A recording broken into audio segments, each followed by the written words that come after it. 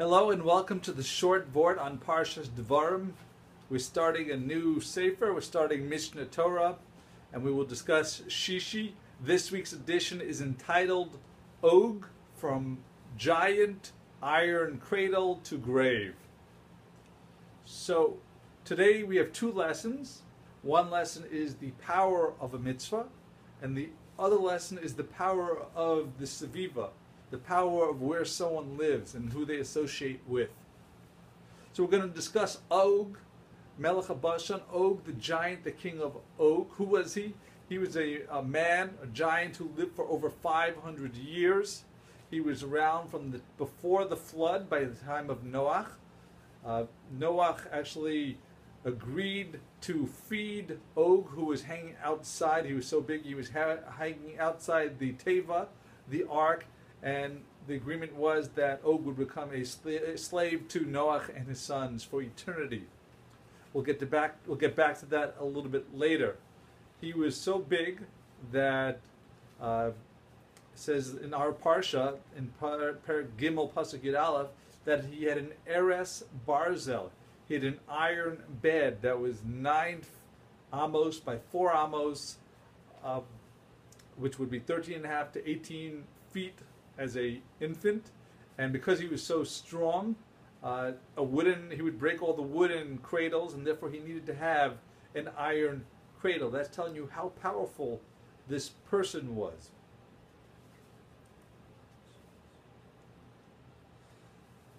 Now, he was eventually,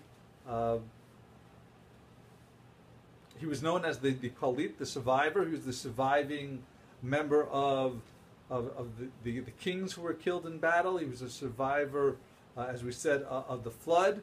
And he came to Avram Avinu and he told him, he was the Palit who came and said that Lot was kidnapped, you have to go rescue him. Now his motivation, Og's plan, was that Avraham would go and be killed in battle, and then he would be able to get Avraham's beautiful wife, Sarah. This plan failed.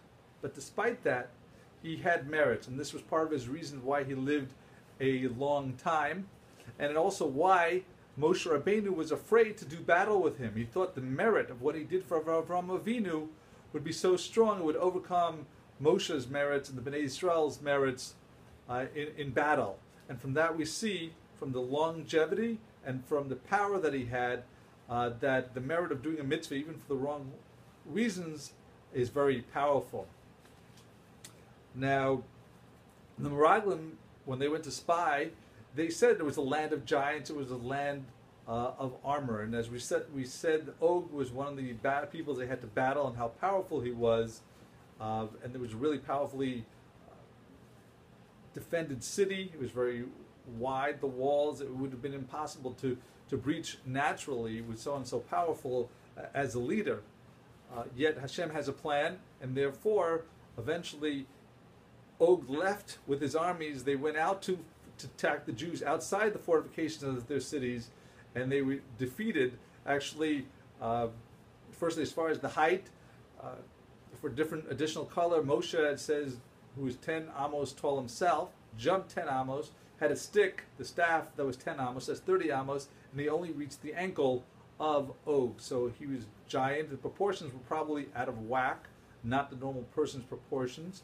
And this was the challenge they faced. But when Hashem wants us to win, of course we're going to win. And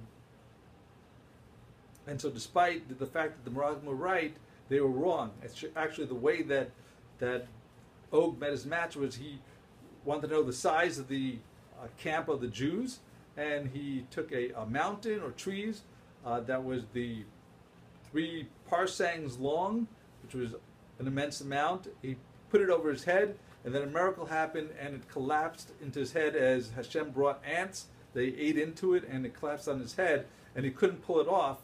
And he wanted to, but his teeth grew. Shine shibarim shibarta is normally explained as the teeth of the teeth of the evil you broke, but also shibabta, that you lengthened. And because they grew out, he was no longer able to get it off his head, and he was able to be defeated and taken to his grave. Now, I said I'd come back to Noach. that Noach, so Og was the slave of Noach, and eventually became property of Nimrod.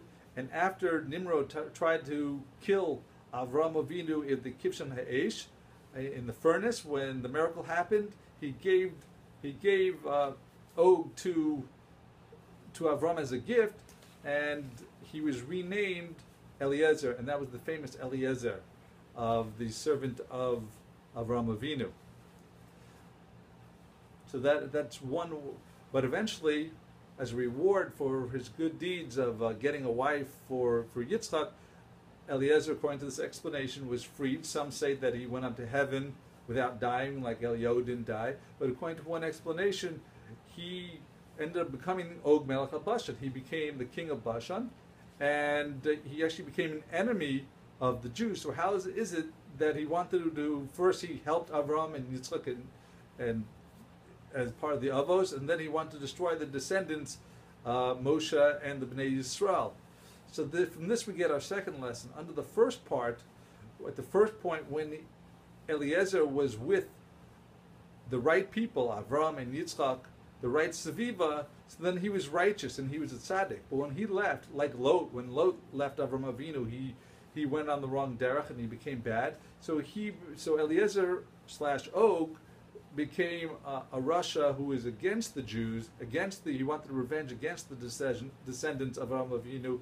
But despite the merit we mentioned beforehand, that he earned by helping to save Lot, Avram, the Avos, and the Bnei Yisrael and Moshe combined their merits and defeated Og, and as a result we have our lessons. So there you have the lessons of the power of the right Saviva, and also the power of a mitzvah. So this was a big topic. We didn't quite complete it. There's so much more to say, but I hope you enjoyed it. Look forward to speaking to you, Mitzvah Hashem, next week. Maybe we'll have good news that this will be the last of Shiva, of the last Sarah B'Teves. May you have an easy and meaningful fast, and we should be Zocha of the Bias Mashiach coming soon. Have a wonderful week and a wonderful Shabbos.